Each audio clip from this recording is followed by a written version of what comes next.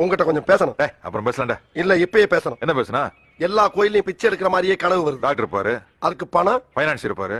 ஏன் நீங்க யாரு? நான் இந்த தியேட்டர் ஓனர். நான் யாரு? கண்ணாடி இருப்பாரு.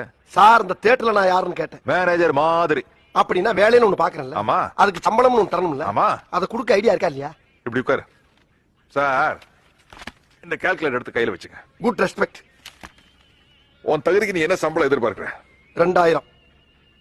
காலையில டிஃபன் 5 ரூபாய், மத்தியான அளவு சாப்பாடு 20 ரூபாய், ராத்திரி டிஃபனுக்கு மறுபடியும் 10 ரூபாய், ஒரு நாளைக்கு 35 ரூபாய் ஆகுது. மாசத்துக்கு என்னதுன்னு கணக்கு போடு. 1050. 1050 ரூபாய்.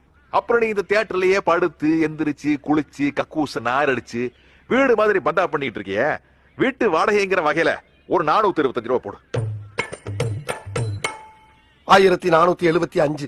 அப்புறம் கேன்டீன்ல நீ குடிக்கிற ஓசி டீ, ஓசி காஃபி, அப்புறம் திருடி திங்கிற பாப்கார்னு, இந்த கணக்குல ஒரு 250 ரூபாய் போடு.